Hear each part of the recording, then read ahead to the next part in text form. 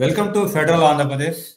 ఇప్పుడు మొన్న ముఖ్యమంత్రి చంద్రబాబు నాయుడు ఇక్కడ పార్టీ వాళ్ళు రాసిన, అంటే పార్టీ ప్రతినిధులు కానీ దాంట్లో పనిచేసే తెలుగుదేశం పార్టీ వాళ్ళు రాసిన సజీవ చరిత్ర 1984 అనే ఒక పుస్తకాన్ని ఆవిష్కరించడం జరిగింది. దాన్ని అంటే 1984లో జరిగిన రాజకీయ, అంటే నారాయణ భాస్కర్ రావు తిరుగుబాటు ఎపిసోడ్, దాని మీద మొత్తం కూడా ఆయన సజీవ చరిత్ర 84 అనే ఒక పుస్తకాన్ని రాయడం జరిగింది. ఆ సందర్భంగా చంద్రబాబు నాయుడు కీలకమైన వ్యాఖ్యలు చేశారు. అది అందరూ కూడా గుర్తించాల్సిన విషయము. అది మొత్తం కూడా ఒక ప్రజాస్వామ్య పరిరక్షణ ఉద్యమంగా దాన్ని పరిగణించాలి.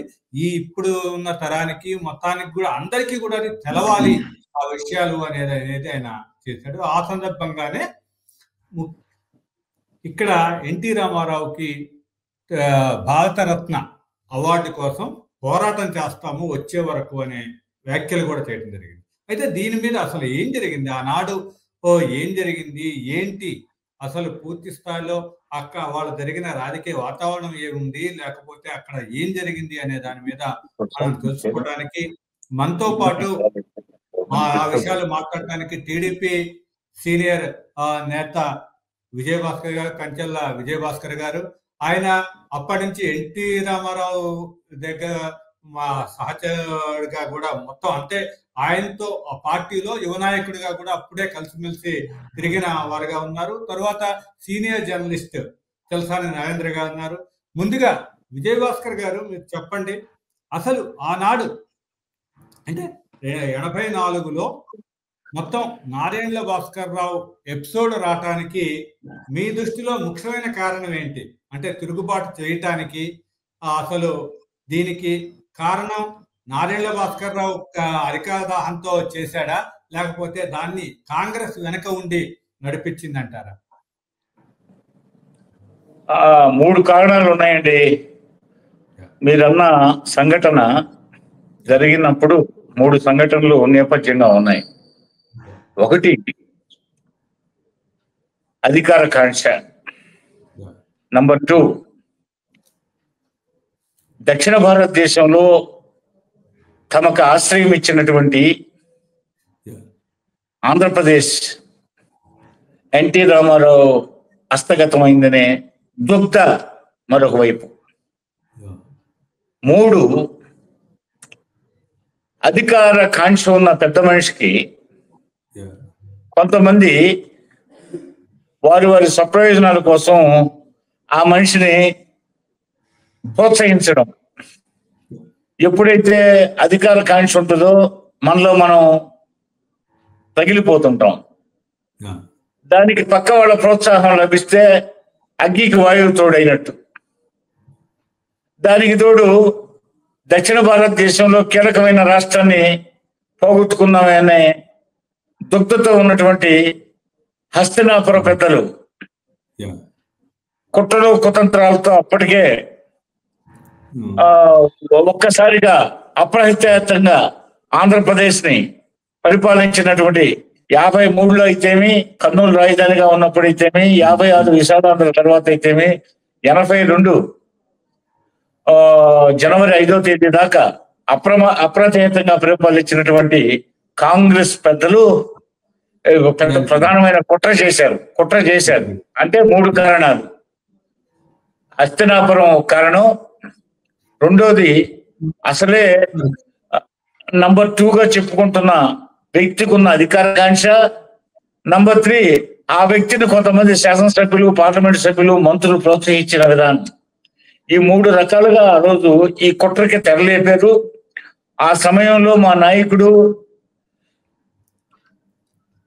అమరజీవి నందమూరి తారక రామారావు గారు తన ఆరోగ్య సమస్యతో అమెరికాలో బైపాస్ సర్జరీకి వెళ్ళినప్పుడు చేసినటువంటి ఆ కుట్ర యావత్ దేశాన్ని కుదిపేసింది. ఇది భరించరాని కుట్రగా, ఏమాత్రం సహించరాని విషయంగా యావత్ భారతదేశం ఒక్కటైంది. అందుకు మద్దతుగా యావత్ భారత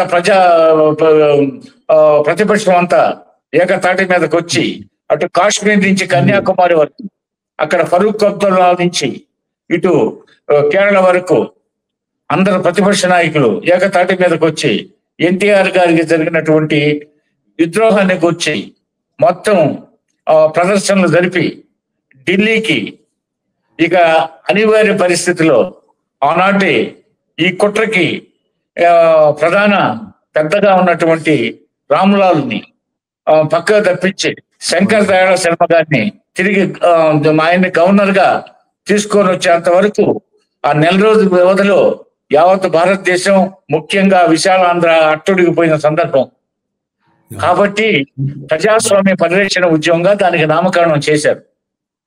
ఆ ప్రజాస్వామ్య పరిరక్షణ ఉద్యమంలో ఈ అన్ని పార్టీలకు సంబంధించిన ఆ రోజు మా మధ్యకాయలు ఓంకార్ ఉన్నాడు, అదేవిధంగా బీజేపీ నుంచి ఆంధ్రప్రదేశ్ శాఖకు సంబంధించి వెంకయ్య నాయుడు ఉన్నాడు, అదేవిధంగా ఇంద్రసేనారెడ్డి ఉన్నాడు, విద్యాసాగర్ రావు ఉన్నాడు, అదేవిధంగా ఇంకా అటల్ బిహారీ వాజ్పేయి అద్వానీలు ఉన్నారు, అదేవిధంగా పోతేసి జ్యోతి బస్ ఉన్నాడు, ఫారూక్ అబ్దుల్లా ఉన్నాడు, జార్జ్ ఫెర్నాండస్ ఉన్నాడు, సోషలిస్టులు ఉన్నారు, లోక్దాల్ చరణ్ సింగ్ ఉన్నాడు, పోతే శరద్ జోషి ఉన్నాడు, శరద్ యాదవ్ ఉన్నాడు, వీళ్ళంతా ఏకమై ఢిల్లీని తొడగొట్టారు, సవాలు విసిరారు. చివరికి ఇందిరాగాంధీ తలొక్కింది. మరలా తిరిగి ఎన్టీఆర్ ని పునరుద్ధరించడానికి ప్రకటన చేశారు. అందుకు నాంది వాచకంగా శంకర్ దయాళ శర్మని వెంటనే రామలాల్ స్థానంలో భర్తీ చేసి ఆ విధంగా ప్రజాస్వామ్య ప్రక్రియ చేపడతామని చెప్పి ప్రకటన జారీ అయ్యేటప్పుడు 30 రోజులు పట్టింది. అలా నెల రోజులు వారు ముఖ్యమంత్రిగా ఉండడం జరిగింది. అయితే రెండోది ఈ పాప పంకిలం అయిపోయినటువంటి శాసనకర్తలు పాప పంకిలంలో ఈ ఇరుక్కుపోయిన ఈ యొక్క ఎమ్మెల్యేలు, ఎంపీలు, ఈ యొక్క మినిస్టర్లు వీళ్ళందరినీ చూసి ఎన్టీఆర్ నేను పవిత్రమైన ప్రజాస్వామ్యంలో ప్రజల మద్దతుతో ఎన్నికైన వాడిని, ఈ రోజు కొంతమంది ఎమ్మెల్యేలు మళ్ళీ నా గూటికి చేరిన వీళ్ళతో నేను తిరిగి పరిపాలన చేయడం కుదరదని చెప్పి ఆయన మనస్సు అంగీకరించగా ఆయన వెంటనే మళ్ళా కొద్ది రోజులకే తిరిగి ఫ్రెష్ గా మ్యాండేట్ కోరుతూ ఎన్నికలు జరిపించడానికి కేంద్రానికి శాసనసభలో తీర్మానం చేసి శాసనసభ రద్దు నిర్ణయాన్ని ఢిల్లీకి తెలియజేయడం, మళ్ళా 1985 సంవత్సరంలో ఎన్నికలు రావడం, మళ్ళా తిరిగి ఎన్టీఆర్ ని ప్రజలు పట్టాభిషిక్తుని చేయడం జరిగింది. అయితే ఈ విశేషాలన్నింటినీ రికార్డ్ చేయాలనే తలంపు ఎవరైనా మనకి విదేశీ యాత్రికులు ఆల్బెర్యూని, పాహియాన్, హ్యూయాన్ సువాంగ్, మార్కో పోలో ఇలాంటి విదేశీ యాత్రికులు గ్రంథస్థం చేస్తేనే మనకి కాకతీయుల చరిత్ర తెలిసింది. భారతదేశం ఆనాటి మెగస్తనీస్ మౌర్య సామ్రాజ్య చరిత్ర తెలుసుకోవాలంటే మెగస్తనీస్ అనే ఒక విదేశీ రైటర్ కావాల్సి వచ్చింది, యాత్రికుడు కావాల్సి వచ్చింది. కాకతీయుల చరిత్రకు మార్కో పోలో కావాల్సి వచ్చింది.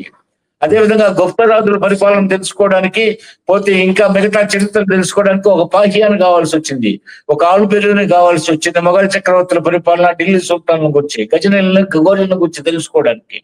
ఇలా చరిత్రను రికార్డ్ చేయడం అనేది భారతీయులకి గొప్ప వారసత్వ సంపద ఉన్నా, చారిత్రక నేపథ్యం ఉన్నా, సంస్కృతి సంప్రదాయాలు ఉన్నా, హిస్టరీని రికార్డ్ చేయడంలో వెనకబడి ఉన్న మనం విదేశీ యాత్రికులు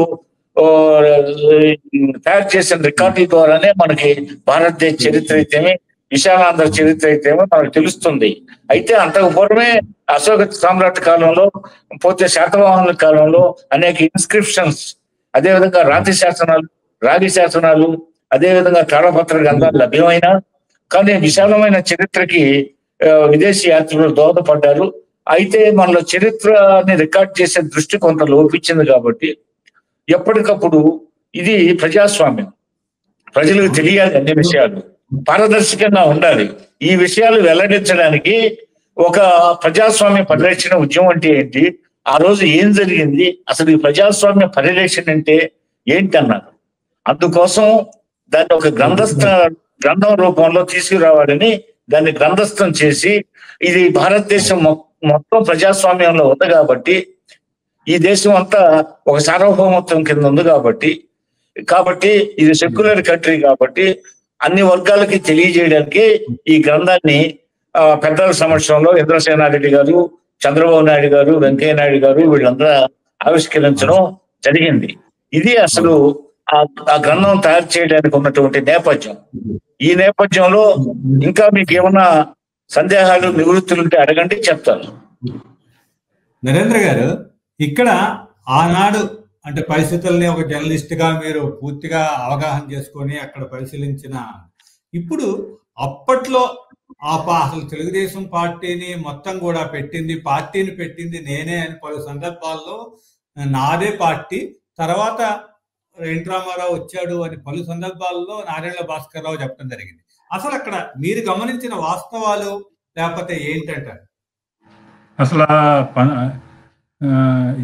చరిత్ర కావాల్సింది, కానీ చరిత్రలో విజేతలైన వాళ్ళు, అల్టిమేట్ గా విజయం సాధించిన వాళ్ళు, అధికారాన్ని హస్తగతం చేసిన వాళ్ళు చెప్పిందే చరిత్రగా ఉంటూ వస్తుంది మనకి. అసలు ఏం జరిగింది అనేది 1985లో జరిగింది, 1995లో ఏం జరిగింది అనేది ఒక నిష్పాక్షికతమైనటువంటి గ్రంథాలు ఏం లేవు. ఇప్పుడు ఈ గ్రంథం రాసిన విక్రమ్ నాకు మంచి స్నేహితుడే. సహజంగా ఆనాడు నిజంగా అది భారతదేశంలోనే ఒక మహోజ్వలమైనటువంటి ఉద్యమం. ఎన్టీ రామారావు ముఖ్యమంత్రిగా నియామకం జరగటం ఎవరు ఊహించలేదు కూడా. ఆ రోజు వాజ్పేయి గుంటూరు వచ్చారు, ఆయన అడిగాం ఏమండి వాజ్పేయి మళ్ళీ వస్తారంటే ఇంపాసిబుల్, సాధ్యం కాదు, ఎక్కడ ఒకసారి పడగొట్టిన తర్వాత ఎలా వస్తారని ఎవరు ఊహించలేదు. కానీ పరిణామాలు అంత ముందు జరిగే పరిణామాలను చూసుకోవాలి. 77 ఎమర్జెన్సీకి వ్యతిరేకంగా దేశవ్యాప్తంగా ప్రజాస్వామ్య ఉద్యమం జరిగి ఇందిరాగాంధీ ఒక విధంగా బలహీనంగా ఉన్న టైంలో మళ్ళీ అధికారం వచ్చినప్పుడు కూడా దేశంలో కాంగ్రెస్ పార్టీలో ఒక నూతన ఉత్తేజం శక్తి వచ్చినటువంటి సమయంలో ఇది దేశంలో కాంగ్రెస్ పార్టీలు అందరూ కూడా ఈ సంఘటన ఒక పెద్ద సవాలుగా మారి వాళ్ళంతా కూడా కలిసి చేతులు కలపడం అనేక పరిణామాలు ఇంత సహకరించినాయి. మరో ఇంకా కాంగ్రెస్ ఉన్నటువంటి గ్రూప్ రాజకీయాలు కావచ్చు, కుల రాజకీయాలు కావచ్చు, వాళ్ళెవరు కూడా మళ్ళీ ఆంధ్రప్రదేశ్ ముఖ్యమంత్రి అయితే ఎన్టీ రామారావు తర్వాత ఒక రెడ్డి కావాలి తప్పితే మళ్ళీ ఇంకొక వచ్చి అదే కమ్యూనిటీ నుంచి అవ్వకపోవడం ఏంటి అని వాళ్ళు కూడా కాంగ్రెస్ పెద్దల యొక్క సహకారంతోనే రామ్లాల్ అతన్ని ముఖ్యమంత్రిగా నియమించినప్పుడు కూడా మిగతా వాళ్ళు కూడా మందికి బలమైన మన రాష్ట్రంలో ఉన్నటువంటి బలమైన కాంగ్రెస్ వర్గాలకు ఎవరికి ఇష్టం లేదు. వాళ్ళు ఇలా అనేక పరిణామాలు సహకరించినాయి. అయితే అసలు రామారావు గారి పట్ల తెలుగుదేశంలోనే అసంతృప్తిని ఆధారం చేసుకునే ఈ విధమైనటువంటి మొత్తం ప్రయత్నాలు జరిగినాయి తప్పితే అది బయట నుంచి అసంతృప్తిని దానికి అనేక కారణాలు ఉన్నాయి. ఇందిరాగాంధీని ఏ విధంగా అయితే ఒక బలహీనమైన విలువగా పనిచేస్తుందని చెప్పి ఆయన ప్రధానమంత్రి చేసి తర్వాత కాంగ్రెస్ పెద్దలంతా ఏ విధంగా అయితే కంగు తిని బయటకు వెళ్ళిపోయారు, అదే విధంగా ఆ వల్లనే ఎన్టీ రామారావు ముఖ్యమంత్రి అయ్యారు, మా వల్లనే వచ్చారు, మేము అదుపాద్యంలో ఉంటారు, మేము చెప్పినట్టు మా ముందు నుంచుని ఏం చేయమంటారు అని మమ్మల్ని అడిగి పరిపాలన చేస్తారని ఊహించిన వాళ్ళకి ఆయన పరిపాలన వ్యవహారం అనేది చాలా కంగు తిన్నారు. ఆయన సొంతంగా నిర్ణయాలు తీసుకోవడానికి ప్రయత్నం చేయటం, ఆయన ఏదో ప్రజలు నన్ను ఎన్నుకున్నారు. ఎన్టీ రామారావు ఎప్పుడు కూడా ప్రజలు నన్ను ఎన్నుకున్నారు తప్పితే నన్ను ఎమ్మెల్యేలు మంత్రులు వీళ్ళంతా ఎన్నుకున్నారని ఆయన ఎప్పుడు అనుకోలేదు. ఆయన స్వభావం అలా ఉండేది. ఆయన కాబట్టి ఆయన ప్రజలు ఎన్నికలంటే భయం లేని నాయకుడు నేను చూసినంత వరకు ఎన్టీ రామారావు ఒక్కరే. ఎన్నిసార్లు వెళ్తానే భయపడేవారు కాదు ఆయన. మిగతా వాళ్ళంతా మేనమేషాలు లెక్క పెడతారు, ఎన్నికలు ఏ విధంగా వాయిదా వేయాలని చూస్తారు. అలాంటి మన చేతిలో ఉంటుందని ఒక వర్గం వేరే వాళ్ళని ప్రోత్సహించడం, దాంట్లో ఇవన్నీ కూడా ఎన్టీ రామారావు ఆ రోజు రాష్ట్రంలో కాంగ్రెస్ వ్యతిరేకత ఉంది, కాంగ్రెస్ చల్లారిపోయి ఉంది. ఆ రోజు కాంగ్రెస్ గెలిచే అవకాశం లేని పరిస్థితుల్లో ఎన్టీ రామారావు మంది పెద్దలు అనేక మంది కాంగ్రెస్ తో విసిగిపోతున్న నాయకులు, ఇతర రాష్ట్రాలకు చెందిన వాళ్ళు పెద్దలు, బెదవాడ గోపాల్ రెడ్డి కావచ్చు, ఎల్లమంచిలి శివాజీ కావచ్చు, లేకపోతే చక్రధారి లాంటి వాళ్ళు కావచ్చు, మద్రాసు దాకా వెళ్ళి ఎన్టీ రామారావు కలిసి రండి మనం పార్టీ పెడదామని చెప్పి ఆహ్వానించారు. దాంట్లో భాస్కరరావు కూడా కాంగ్రెస్ తృప్తిగా ఉండటం వలన ఆయన ఎమ్మెల్యే కావడంతో అప్పటికే ప్రమాదం జరిగింది. కాబట్టి ఆయన పిలిస్తేనే వచ్చి పార్టీ పెట్టారని చెప్పడానికి మనం అనేక మంది ఆయన ప్రోత్సహించారు. రామారావు మీరు రావాలి చేయాలని. అంతకుముందు ఆయన చెప్తున్నాం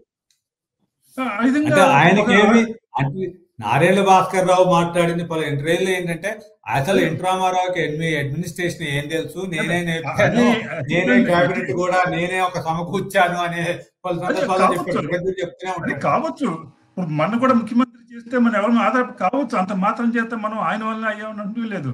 అదే ఎన్టీ రామారావు సంవత్సరం ముందు ఇచ్చినా కూడా పార్టీ పెట్టినా, ఇంకో సంవత్సరం తర్వాత పెట్టినా కూడా ఇలాంటి ప్రభావం ఉండలేకపోవచ్చు. ఎందుకంటే తెలుగుదేశం ఎమ్మెల్యేగా గెలిచిన వాళ్ళు ఆనాడు 40 మంది బీజేపీ ఆఫీస్ చుట్టూ తిరుగుతూ టికెట్ల కోసం తిరుగుతుంటే, బీజేపీ వాళ్ళు కాంగ్రెస్ వాళ్ళతో మన ఎక్కడ వెగుతామని వాళ్ళు మేనామేషాలు లెక్క పెడుతుంటే వాళ్ళు తెలుగుదేశంలోకి వెళ్ళి ఎమ్మెల్యేలు మంత్రులు అయ్యారు తెలుసు. అంటే ఆ విధంగా బలమైన కాంగ్రెస్ వ్యతిరేకత ఉన్న సమయంలో తెలుగుదేశం అకేషన్ లో రావడం, దాన్ని ఆధారం చేసుకుని అధికారంలో రావడం జరిగింది అది. కాబట్టి ఆ రోజు ఏం జరిగింది, చంద్రబాబు నాయుడు తెలుగుదేశంలో ప్రవేశం కూడా అది కూడా చాలా వివాదాస్పదమైన అంశం. అది కూడా ఈ విధంగా జరిగింది అనేది కూడా దానివల్ల కూడా నాదెండ్ల భాస్కర్ ఒక సీనియర్ పొలిటీషియన్ కి ఆయన ఉనికిని కొంతమంది ఈయన ఎక్కడ ఉంటే ప్రభుత్వంలో ఉంటే ఎన్టీ రామారావు మన చెప్పు చేతల్లో ఉండడు, మన కీలుబొమ్మ ఉండడు, ఈయన ఉన్నంత కాలం అని ఒక భారీ ఎత్తున కుట్ర బయట పెద్దలు చేశారు. వాళ్ళు ఎవరో కూడా అందరూ తెలిసిన వాళ్ళే. అన్ని సహజంగా నాదే పార్టీ అనుకున్నప్పుడు ఆయన ముఖ్యమంత్రికి కావాలి, కాంగ్రెస్ వాళ్ళు ఆయన రెచ్చగొడుతున్నారని కావాల్సి వచ్చు. ఆ విధంగా జరిగింది. అయితే ఈ ప్రయత్నం ఏదో అంత వ్యూహాత్మకంగా అంత ఒక పని కుట్రపూరితంగా జరిగిందని మాత్రం ఒప్పుకోను. ఎందుకంటే ఆనాడు రామ్లాల్ ఇంటికి వెళ్ళి ఎమ్మెల్యేలుగా పెరేడ్ అయిన వాళ్ళు చాలా మంది జిల్లా పరిషత్ చైర్మన్లు ఉన్నారు, పంచి కట్టుకున్న వాళ్ళందరినీ పట్టుకెళ్ళారు వీళ్ళ ఎమ్మెల్యేలని. అంటే ఒక ఎప్పుడైతే వీళ్ళు క్యాంప్ పెట్టారో ఆ క్యాంప్ వలన ఎమ్మెల్యే ఎవరైతే ఎన్టీ రామారావు క్యాంపులోకి వెళ్ళిన వాళ్ళు చాలా మంది ఇటు భాస్కరరావు సపోర్ట్ చేసిన చాలా మంది ఎమ్మెల్యేల తర్వాత మరి ఇంటి వాళ్ళ ఇళ్ల మీదకి వెళ్ళి జనం ఎంటబడి దాడి చేస్తుంటే భయపడి తమ కాపాడుకోవడం కోసం మళ్ళీ ఎన్టీ రామారావు క్యాంప్కి వెళ్ళి తర్వాత మంత్రులు దీర్ఘకాలం మంత్రులు కొన్ని అనేక మంది ఉన్నారు. కాబట్టి ఆ రోజు ఒక పరిణామం అసలు ఏం జరిగింది అనేది ఒక నిష్పాక్షితమైనటువంటి చరిత్ర. ఆ రోజు దాదాపు 100 మంది ఎమ్మెల్యేలు ఇటు అటు మరి ఆనాడు యనమల రామకృష్ణ గారు స్పీకర్ తర్వాత అడిగాం ఏంటంటే 85లో అనుకుంటా ఇటు అటు మారారు. ఆ రోజు ఏం జరిగింది ఏంటి అంటే ఇంకా ఒక ఇంపార్షియల్ స్టోరీ అనేది ఇంకా రావాల్సిందని నేను అనుకుంటున్నాను. అయితే ఇక్కడ విజయభాస్కర్ గారు చెప్పండి, ఆనాడు ఎన్టీ రామారావు ప్రభుత్వాన్ని మళ్ళీ నిలబెట్టడం కోసం చంద్రబాబు నాయుడు ఒక క్యాంపు రాజకీయం అంటే రామకృష్ణ స్టూడియోలో క్యాంపు ఎమ్మెల్యేలను గ్యాదర్ చేయడంలో దీంట్లో కూడా నేనే కీలక పాత్ర పోషించాను. ఆయన పాత్ర ఏ విధంగా ఉండేది అప్పుడు చంద్రబాబు నాయుడు గారు? చంద్రబాబు నాయుడు గారు అప్పటికే తెలుగుదేశం అధికారం చేపట్టిన కొద్ది రోజులకే ఆయన తెలుగుదేశంలో ప్రవేశించాడు. ప్రవేశించి తర్వాత ఆయన తన విశిష్ట సేవలతో ఎన్టీఆర్ ని హృదయాన్ని గెలిచాడు. అంటే అంతకు ముందే ఆయన రాజకీయాల్లో ఉన్నాడు, యూత్ కాంగ్రెస్ రాజకీయాల్లో ఉన్నాడు. ఆ యూత్ కాంగ్రెస్ కోటాలో ఆయన చంద్రగిరి ఎమ్మెల్యే అయ్యి ఆ తర్వాత మంత్రిగా కాంగ్రెస్ లో ఘటన సమర్థులు ఉన్నటువంటి తక్కువ టమార గజకన్న గోకర్ణ విద్యను తెలిసినటువంటి ఆ కాంగ్రెస్ లో విశాలమైన జాతీయ పార్టీ ఢిల్లీ పెద్దల్ని హృదయాలను గెలిచి ఆయన తన పనితీరుతో తను పోస్ట్ గ్రాడ్యుయేట్ కావడం, ప్రొఫెసర్ ఎన్జి రంగా గారి ఆర్థిక శాస్త్రం మీద రాజనీతి మీద ఎంఫిల్ చేయడం, ఇవన్నీ ఆయన కలిసి వచ్చిన అంశాలు. ఆ విధంగా హార్డ్ వర్కర్ గా పేరు తెచ్చుకున్నాడు. ఎన్టీ రామారావు గారికి తెర వెనక చాలా సహకరిస్తూ తన పరిపాలన అనుభవాన్ని అప్పటికే ఆయన మంత్రివర్గంలో వివిధ శాఖలు మైండ్ ఇరిగేషన్ మినిస్టర్ గా, లైబ్రరీ మినిస్టర్ గా, సాంస్కృతిక శాఖ మినిస్టర్ గా, అదే విధంగా ఫిలిం మినిస్టర్ గా, ఇలా ఇంకా పురావస్తు శాఖ మినిస్టర్ గా, ఇట్లా అనేక శాఖలు నిర్వహించిన అనుభవం ఉంది. అదే విధంగా కాంగ్రెస్ యూత్ కాంగ్రెస్ నుంచి మెయిన్ కాంగ్రెస్ వరకు హైదరాబాద్ ఢిల్లీ యాత్రలు చేసి ఆ కాంగ్రెస్ లో తలపడిన రాజకీయవేత్తలతో సహచర్యంతో రాజకీయాల్లో ఉండే లోతులు చూసిన మనిషి కాబట్టి తన అనుభవ సారాన్నంతా ఎన్టీ రామారావుకి ఫీడ్బ్యాక్ ఇస్తూ ఆ విధంగా ఎన్టీ రామారావుకి ఆయన ఆవశ్యకత ఏర్పడింది. రాజుకి ఎప్పుడు కూడా అది రాచరిక వ్యవస్థలే కానీ ప్రజాస్వామ్య వ్యవస్థలే కానీ నమ్మకమైన వాళ్ళు పక్కన ఉండాలి, మంచి సలహాలు ఇచ్చేవాళ్ళు, సూచనలు ఇచ్చేవాళ్ళు, రాజు పరిపాలన లోటుపాట్లని సవరించేవాళ్ళు, మంచి పరిపాలనకి దారి తీసే నేపథ్యాన్ని కల్పించేవాళ్ళు, అట్లా పార్టీని పటిష్టపరిచేవాళ్ళు కావాలి. అందులో భాగంగా చంద్రబాబు నాయుడు యొక్క పనితీరు ఎన్టీ రామారావు గారికి నచ్చి ఆయన్ని చాలా సమీపంగా పెట్టుకున్నాడు. అల్లుడుగా కంటే ఆయన ముందుగానే తనను తాను ప్రూవ్ చేసుకున్నాడు. ప్రజాస్వామ్యం అంటే సామాన్యుడు అసామాన్యుడు కావడం, ఒక సామాన్య కుటుంబంలో పుట్టి అసామాన్య స్థాయికి చంద్రబాబు నాయుడు గారు రావడం, ఆయన మంత్రిగా యువ మినిస్టర్ గా కాంగ్రెస్ లో ఇంత చిన్న వయసులో మంత్రి పదవి దక్కడం అంత సులభం కాదే. అంతా వాళ్ళు కుర్చీ రాజకీయాలు ఉండే కాంగ్రెస్ లో వృద్ధులకు తగ్గితే అవకాశాలు లేని రోజుల్లో ఒక యువకుడికి నెట్ బయట ఆడియో సరిగ్గా రావట్లేదు, ఆడియో రావట్లేదు. యువకుడికి ఆ కాంగ్రెస్ లో అవకాశాలు రావడంతో ఎన్టీ రామారావు చాలా సంభ్రమాశ్చర్యాలకు గురి. హలో హలో ఏం లేదు, ఇన్కమింగ్ కాల్ వచ్చినప్పుడు ఆ విధంగా జరిగిన డిస్టర్బెన్స్. మరి ఎన్టీ రామారావుని ఆ విధంగా ఆయన యొక్క మన్నన పొందినటువంటి చంద్రబాబు నాయుడు గారు తర్వాత పార్టీలో అనేక బాధ్యతలు నిర్వర్తించాడు. ఆయన తర్వాత జనరల్ సెక్రటరీ అయ్యాడు పార్టీకి. ఆ తరుణంలో మళ్ళా గడ్డిపేటలో అయితే ఆయన పాత్ర ఏంటంటే అప్పుడు ఈ ఎమ్మెల్యేలు కొన్ని వదంతులకు లోనయ్యి కొత్తగా ఎన్నికైన ఎమ్మెల్యేలు ఎక్కువ మంది ఉన్నారు. అందులో అంటే అత్యధిక సంఖ్యాకులైన శాసనసభ్యులు కొత్తగా రాజకీయ నేపథ్యం లేని కుటుంబాల నుంచి వచ్చిన వాళ్ళు, ఆ రాజకీయ వారసత్వంగా వచ్చిన వాళ్ళు తక్కువ మంది ఉన్నారు. అలా రెండు రకాలుగా చూడాలి.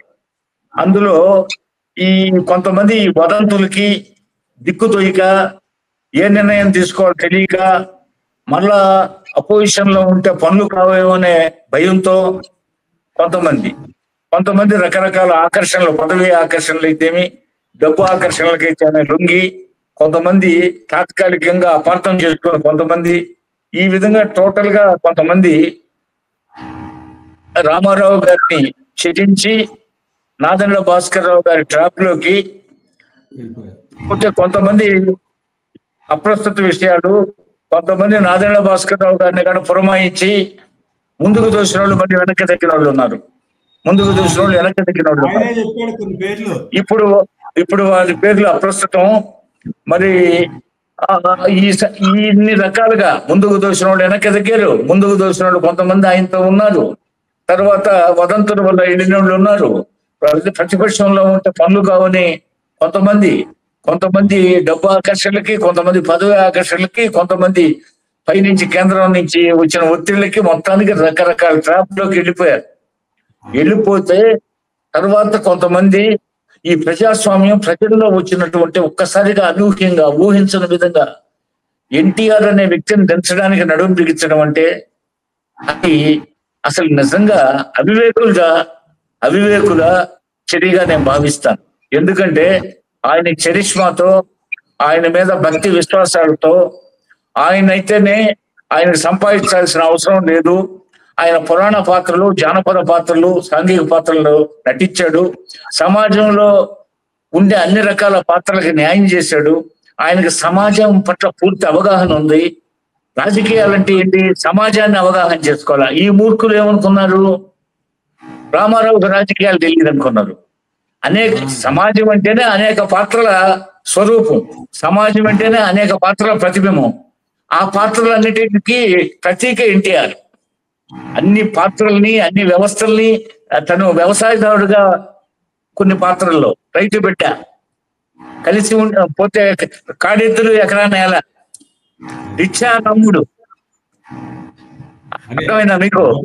అదే విధంగా పోతే కోడలు దిద్దిన కాపురం, అదే విధంగా పౌరాణిక పాత్రలు, జానపద పాత్రలు, ఈ విధంగా ప్రజలను సమ్మోహితం చేశాడు. ఆ పాత్రలో జీవించాడు. అన్నా చెల్లెళ్ళ అనుబంధం, పోతే రక్త సంబంధం, ఈ విధంగా చిరంజీవుడు ఇలాంటి గొప్ప సినిమాల్లో నటించిన ఆ యొక్క ఎన్టీ రామారావు గారి పట్ల జనానికి విశ్వాసం కలిగింది. ఈయన రాజకీయ శకనం అని చెప్పి భావించిన ఆ ప్రజలు ఆయన పరిపాలనలోనే మనం బ్రతకాలనుకున్న వాళ్ళు ఆయనకి ఇస్తే అవకాశం, ఆయనకి రాజకీయ అనుభవం లేదు, ఆయనకి ఏం తెలుసు రాజకీయాలు, సమాజమే దేవాలయం, ప్రజలే నా దేవుళ్ళు, వారికి అంత ప్రసాదం పెట్టడమే నా ధర్మం అని చెప్పి జీతభత్యాలు తీసుకోకుండా, బంగాళాలు తీసుకోకుండా, వినండి, జీతభత్యాలు తీసుకోకుండా, బంగాళాలు తీసుకోకుండా కోట్లాది రూపాయల వార్షిక ఆదాయాన్ని వదులుకొని హిట్ల మీద హిట్లు, ఆ సమయంలో ఎన్ని హిట్లు చెప్పనా?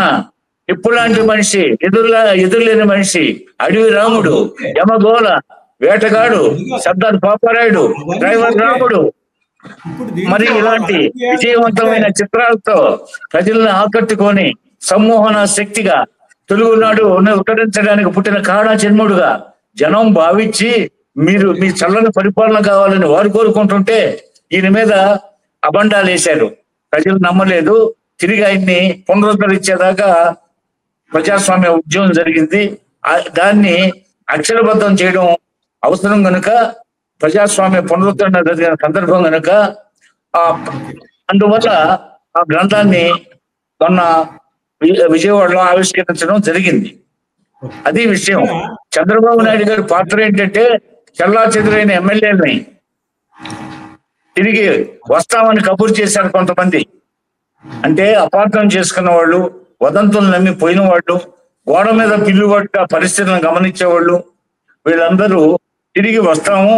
ప్రజల్లో వచ్చిన ఆల్రెడీ ప్రజలే అంతిమ నిర్ణేతలు. ప్రజాస్వామ్యంలో ప్రజలు ఎదురు తిరిగితే ఎవరైనా సరే, వాడు ఎంత నిరంకుశులైనా, ఎంత నియంత్రులైనా, వాళ్ళు ఎంత దుర్మార్గులైనా తోకముడవలసిందే.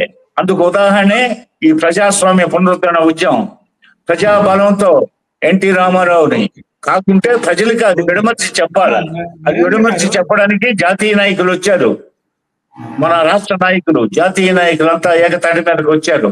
ఎన్టీ రామారావు గారిని ముందు పెట్టారు. ఆయన జరిగిన అన్యాయాన్ని వివరించారు. దాంతో ప్రజల్లో ఒక కార్చిచ్చులాగా ఉద్యమం మొదలైంది. ఆ ఉద్యమం పెనుభూతమైంది. ఆ దెబ్బకి ఢిల్లీ పెద్దలు తగ్గొచ్చారు.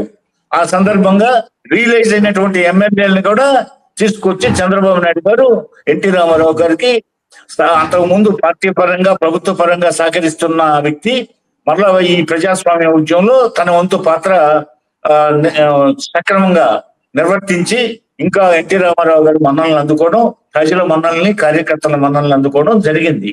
అది విషయం.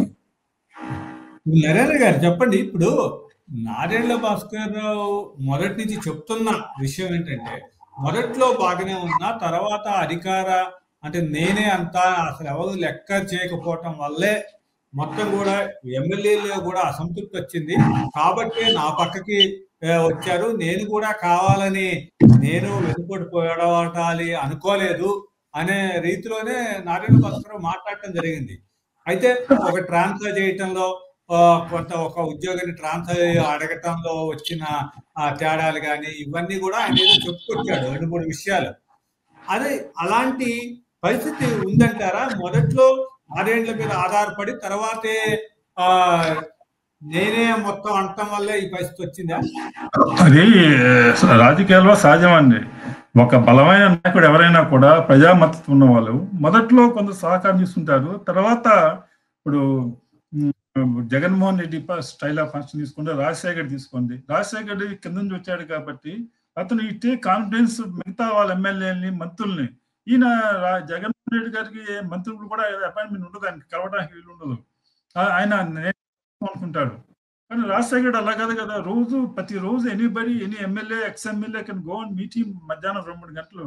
ఆ విధంగా రాజకీయాలు వచ్చిన నాయకులు ఉంటాయి. ఇలా రాజకీయ మన జనరల్ నాయకుడు కదా ఎన్టీ రామారావు కానీ, జగన్మోహన్ రెడ్డి కానీ ఇలాంటి వాళ్ళు వీళ్ళు తమే సర్వస్వం. తండ్రి రామారావు గారు చాలా మంది కలిసినా కూడా ఆయన వేరే వాళ్ళ ఈ మనిషి లేకపోతే నేను లేను అనే అభిప్రాయం చంద్రబాబు కావచ్చు, నాదెండ్ల భాస్కర్ కావచ్చు, ఎవరైనా కావచ్చు, లేనప్పుడు మనుషుల మీద ఆధారపడు. నాకు తెలిసి చంద్రబాబు నాయుడు ఎప్పుడు వెళ్ళి ఎన్టీ రామారావు గారి ముందు కూర్చుని విషయాలు చర్చించే సలహాలు ఇచ్చేటువంటి పరిస్థితి ఉందని అనుకోను ఆయన చంద్రబాబు.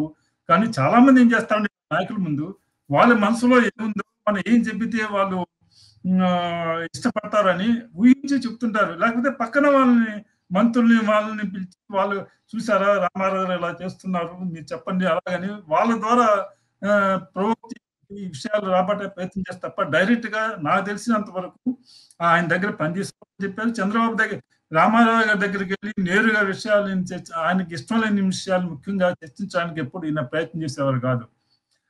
చంద్రబాబు గారికి అసలు ఈ విధంగా ఎమ్మెల్యేలు క్యాంప్ పెట్టడానికి యూనివర్సిటీలో విద్యార్థి నాయకుడికి అనుభవం ఉంది. 77 ఎస్సీ ఎన్నికల్లో ఈ విధమైన క్యాంప్ పెట్టి ఆయన మొదటిసారి యూనివర్సిటీ విద్యార్థి ఎన్నికల్లో ఆయన అభ్యర్థులు గెలుపొందారు 77లో. అంతకుముందు ఎప్పుడు గెలుపొందలేదు. తర్వాత నెలలకి ఆయన ఎమ్మెల్యే అయ్యారు. ఆ రోజు క్లాస్ సూపరింటెండెంట్ అందరం తీసుకెళ్లి ఆయన ఎస్ఎస్ కాలేజ్ హాస్టల్లో గదిలో కూర్చోబెట్టి ఆ తర్వాత మిగతా అభ్యర్థులు కూడా ఎవరు క్యాండిడేట్ ఎవరు అని చెప్పుకోవడానికి సమయం కూడా లేకుండా ఆ విధంగా చేసి తన అభ్యర్థిని తన మెజారిటీ లేకపోయినా కూడా తన అభ్యర్థిని గెలిపించుకోగలిగారు. ఆ విధంగా ముఖ్యంగా చాలా మంది నాయకులు ఆ రోజుల్లో ఇప్పుడు లేరు కానీ సమితి ప్రెసిడెంట్లుగా పనిచేసిన వాళ్ళు ఉన్నారు తెలుగుదేశంలో. కానీ సమితి ప్రెసిడెంట్ వాళ్ళు ఈ గ్రూపులుగా తీసుకురావటం సర్పంచ్ల వాళ్ళని అనుభవాలు ఉంటాయి ఫీల్డ్ లెవెల్లో. ఇవాళ నాయకులకి అలాంటి అనుభవాలు ఉండవు, అవసరం లేదు వాళ్ళంతా కూడా. కాబట్టి ఆ విధంగా ఎమ్మెల్యేలని తీసుకెళ్లి పెట్టడం అనేది ఒక పెద్ద మైల్ స్టోన్. అది లేకపోతే మరి రామారావు గారు వచ్చిండేవారు కదా అనుకోవటం నేను. వాళ్ళ మనసు మార్చుకుని వచ్చారా, ఏం వచ్చారో భయపడేలా ఇళ్ళకాడ తమ ఇళ్ళ మీద జనం వచ్చి దాడులు చేస్తున్నారని భయపడే చాలా మంది వచ్చారు. నాకు తెలిసిన పేర్లు కూడా చెప్తాను చాలా మందిని. ఉదాహరణకు ఒక మహిళా ఎంపీ భర్త రామారావు గారి దగ్గరికి వెళ్ళి ఏదో తెలియక వెళ్ళిందండి, భయపడుతుంది మీ దగ్గర రావడానికి, మీరు ఒకసారి కౌరు పెడితే రావడానికి సిద్ధంగా ఉన్నారని చెప్పారు. సరే అని ఆయన ఒక ఎమ్మెల్యేని ఇంకొక నాయకుడిని పిలిచి వెళ్ళి ఆ అమ్మాయిని తీసుకురండి అన్నారు. వీళ్ళు హైదరాబాద్ వచ్చారు తీసుకొద్దామని. వచ్చేసరికి next day morning Bhaskar Rao cabinet లో చేరిపోయింది ఆమె. కాబట్టి ఆ విధంగా చేరిపోయి భర్త వెళ్ళి ఆమె దగ్గర పిఏకి తీరాడు. ఈ విధంగా అంటే చాలా మంది వాళ్ళు ఇవాళగా ఈ ఈడీలతో సిబిఐతో కేంద్రం నుంచి బెదిరింపులు ఆ రోజుల్లో లేవు. ఏదో గవర్నమెంట్ వస్తుంది, ఇక్కడ మన మంత్రి పదవులు రావు, అక్కడ వస్తుంది, లేకపోతే ఏదో ఇలాంటి ఆశలు తెలియదు తప్ప అంతగా మనీ ప్రభావం కూడా ఆ రోజుల్లో పెద్దగా ఉందని నేను అనుకోను. ప్రతీకగా నాయకుడుగా నడుము బిగించాల్సిన కర్తవ్యం చంద్రబాబు ముందు ఉన్నది. ఆ పరిస్థితుల్లో తప్పనిసరి పరిస్థితిలో చంద్రబాబు నాయుడు ఆ స్థానాన్ని భర్తీ చేయాల్సి వచ్చింది. అయితే గిట్టన వాళ్ళు ప్రతిరోజు వెన్నుపోటు అంటే ఆయన 1999 శాసనసభ ఎన్నికల్లో ప్రూవ్ చేసుకున్నాడు చంద్రబాబు నాయుడు గారు. అలాగే 2014లో ప్రూవ్ చేసుకున్నాడు. ఇప్పుడు మళ్ళా 2024లో ప్రూవ్ చేసుకున్నాడు. అంటే 3 సార్లు ఎన్నికల్లో ఆయన తన శక్తి సామర్థ్యాల మీద తన పనితీరుతో ప్రజల మన్ననలు పొంది ఆ విధంగా తిరిగి ముఖ్యమంత్రి కావడం జరిగింది. కాబట్టి ఇది వెన్నుపోటు కిందకి రాదు. ఇది పార్టీ పరిరక్షణ ఉద్యమం, అది ప్రజాస్వామ్య పరిరక్షణ ఉద్యమం.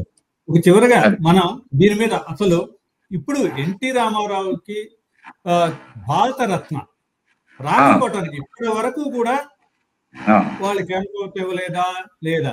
ఇంతకు ముందు ఇప్పుడు దానికోసం పోరాటం చేస్తామని చంద్రబాబు నాయుడు మొన్న వచ్చేదాకా పోరాటం చేస్తామని వ్యాఖ్యానించడం జరిగింది.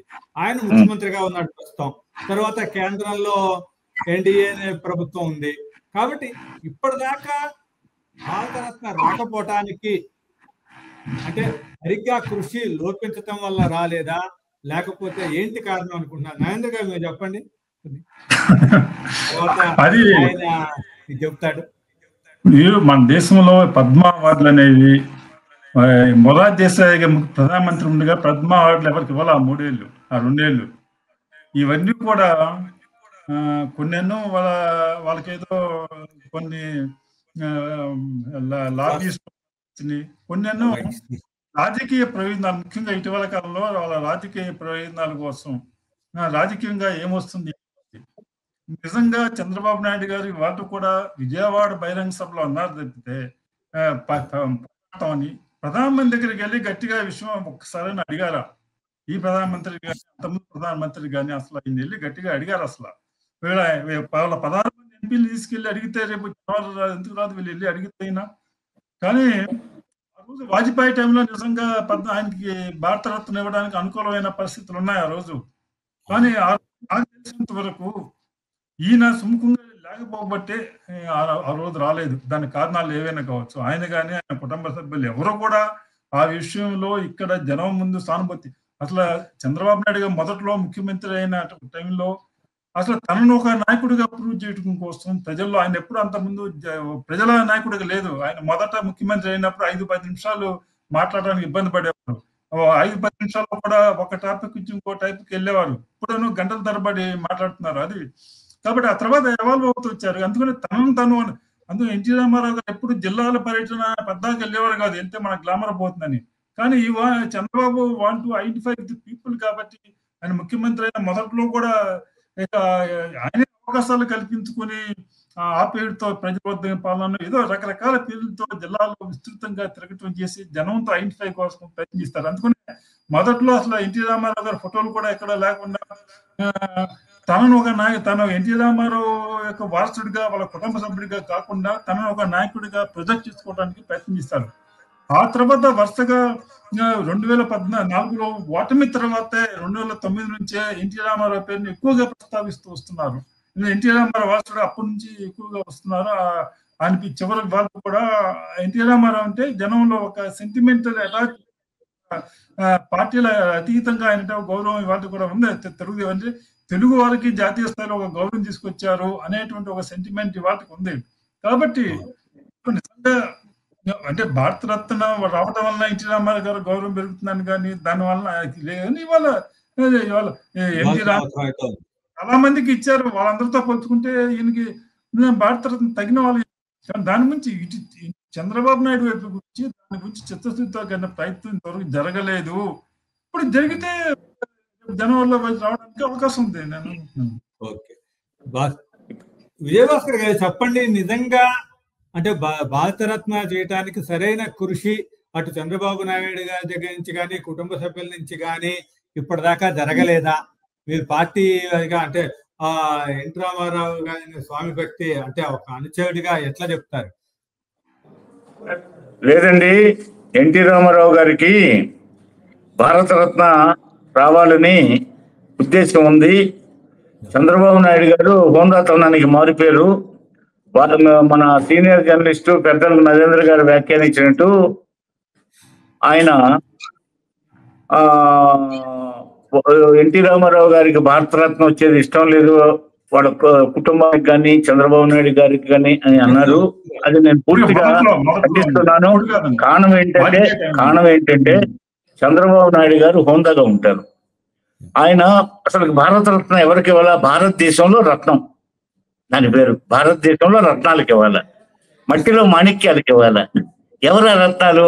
ఒక మోక్షగుణం విశ్వేశ్వరయ్య, ఒక సర్ సివి రామన్, గణిత శాస్త్ర మేధావి ఒక రామాంజన్, సర్వేపల్లి రాధాకృష్ణన్. అంటే వాళ్ళు సామాన్యులుగా పుట్టి అసామాన్యులు. ఎన్టీఆర్ 2 రంగాలను ప్రభావితం చేశాడు మచ్చ లేకుండా. మొత్తం కూడా సజీవ చరిత్ర అనేది 2000 మొత్తం 1984లో జరిగిన ఎపిసోడ్ ని గురించి ప్రస్తావించిన చంద్రబాబు నాయుడు ఇప్పుడు మొత్తం కూడా ఎన్టీ రామారావుకి భారతరత్న రావాలి అనే ఒక దానికి కూడా పోరాటం చేస్తామని అంటం జరిగింది. ఏదైనా కారణాలు ఏవైనా సరే తగిన పోరాటం కానీ తగిన చొరవ చూపకపోవటమే ఇంత మటుకు కూడా కారణం అనే భావన అందరికీ ఉంది. కాబట్టి ఇకనైనా సరే ఇప్పుడు ఎన్టీ రామారావుకి వాళ్ళు కోరుకున్నట్లు భారతరత్న రావాలి అనేదైతే అందరూ తెలుగు ప్రజలైతే కోరుకుంటున్నారు. ఏదేమైనా ఇప్పుడు అక్కడ ఆ రోజు జరిగిన నారాయణ భాస్కర్ రావు ఎపిసోడ్ కానీ ఏదైనా దాంట్లో ఉన్న చంద్రబాబు నాయుడు మిగతా బీజేపీ నాయకులు వీళ్ళంతా చేసిన పరిస్థితులను అయితే అందరికీ తెలియపరచడం అనేది అందరికీ కూడా తెలుసుకోవాల్సిన అయితే అవసరం అయితే ఉంది. ఇది ఈ రోజు జరిగిన డిబేటు. థ్యాంక్ యూ అండి నరేంద్ర గారు, అదేవిధంగా విజయభాస్కర్ గారికి ధన్యవాదాలు.